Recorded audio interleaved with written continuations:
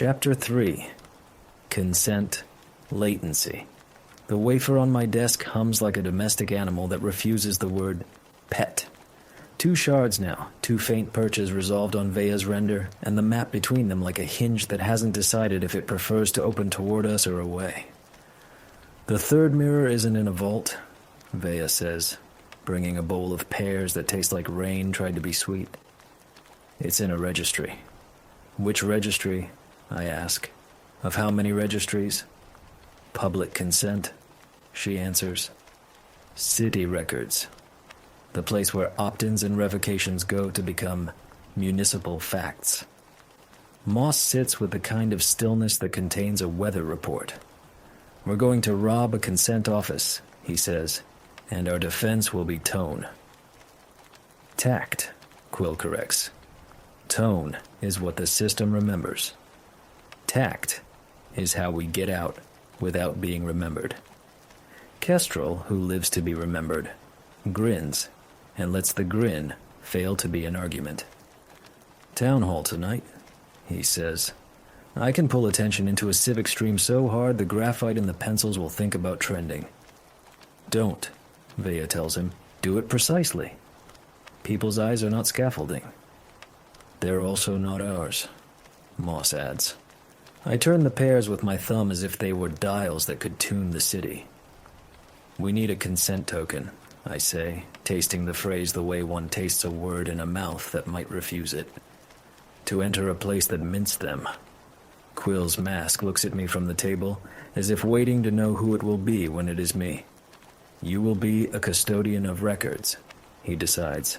Underfunded, over-credentialed, invisible, indispensable. And I, Kestrel says, will be democracy's favorite noise. Do not be favorite, Vea says. Be a floor. In the afternoon we brief, and in the briefing the past arrives without knocking. The lab had been Mira's before it was ours. And even when it was ours, it was hers. She sat on the edge of the steel table as if it were a sentence she meant to finish, the heel of one foot making the floor confess an old burden in a series of small complaints. We argued with affection like a handrail, always under the hand, never a destination. Explicit consent or nothing, she said, drawing a box on the whiteboard and then refusing to put anything in it. Revocable, informed, traceable. No sticky defaults, no invisible ladders that lead only down. Operational windows require hinge logic, I said. There are moments when a system must choose in the time it takes a pulse to happen. If the city is to be safe, safe is not the opposite of free, she said. Safe without free is a posture, not a principle. You're designing for saints, I told her. I'm designing so sinners don't get tools they can pretend are sacraments, she said, and then she smiled a small ginger glance of mercy. Aaron, the system will remember tone. Build it a tone worth remembering. In the present, the registry building stands like a good secret, modest, symmetric, and very sure of what it does not need to prove. The lobby smells like paper that has decided not to apologize. The clerk wears a badge that says finite resources and a pin that says, please be kind. Quill's mask wears me.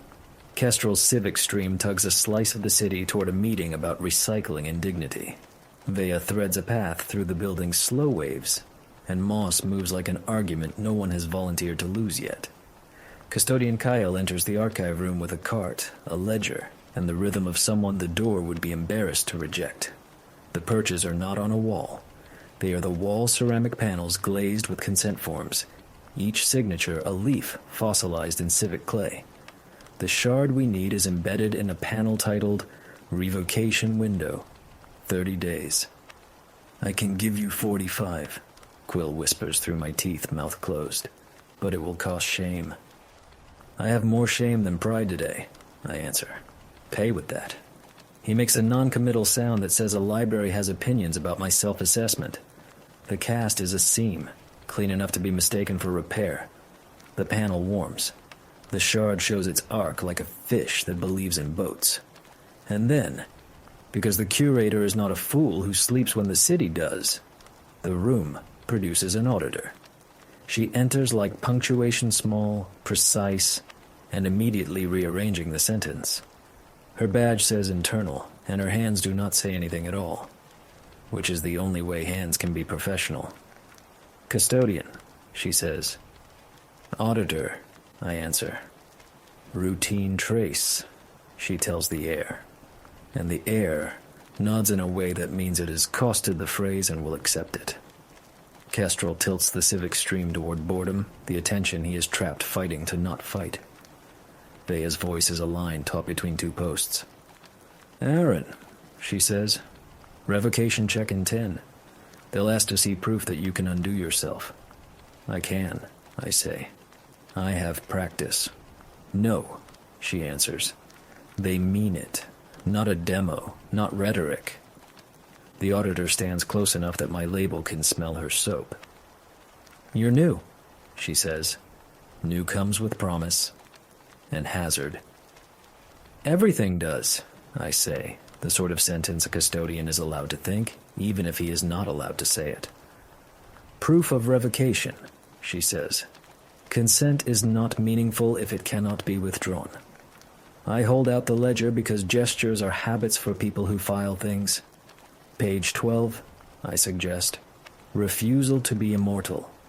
A policy we explain 15 ways. She does not look down. Not policy. You. It is a simple trap and an ethical one. Quill breathes in my ear like a closet of clothes choosing an outfit. Shame memory, he says. A small one, dear heart. Nothing structural. We call it tribute. You call it editing. Moss says nothing, and in his silence I hear an old river refusing to name its rocks. I pick. The first time I failed an audit because I preferred mercy to accuracy, and an old woman went a week believing her husband had died kind. He had not. I kept the lie for 7 days because the truth would have torn her open a second time in the same story. When I corrected the file, she corrected me gently, like folding paper, and left without using the door. I revoke, I say, and the room accepts the cost. The memory slides out like a thorn you forgot you knew how to carry. It does not bleed.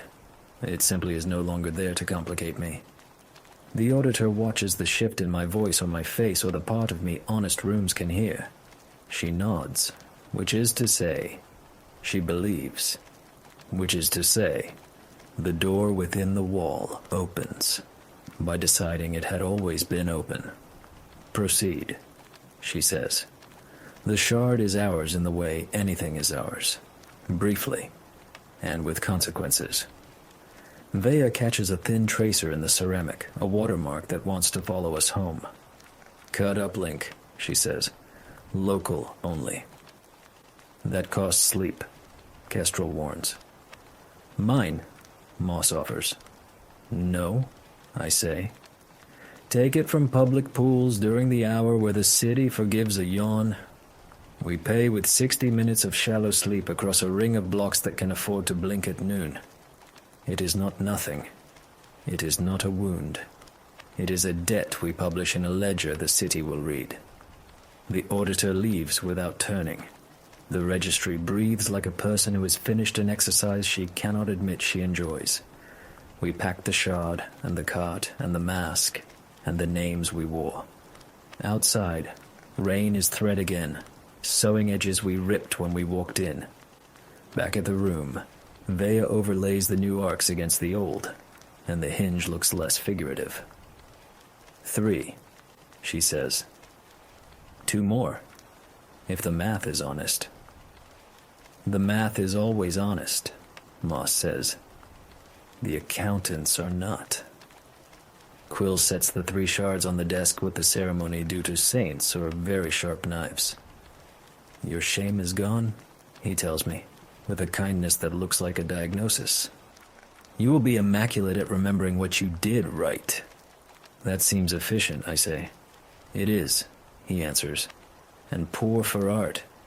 That night, I dream in her lab again, because some doors only open at the hour they were built for. She sits with her back to me, shoulders trying on a fatigue that doesn't fit. We could ship without the predicative, I say. Let the city discover what it needed to ask. We could, she says. And then the city would learn to ask how to replace asking. People will lie, I say. They will, she answers. So we put the truth where it will be rude to ignore. When I wake, the hinge has a weight to it a hinge should have. The whisper in the room returns, closer this time, saying a name that isn't mine in a tone that would forgive me for learning it too slowly. I write in the daybook. Paid shame. Received hinge. Debt. 1 hour public shallow sleep. Then, smaller. The word for mercy is not accuracy. Do not pretend it is. And beneath that, thank you, Mira.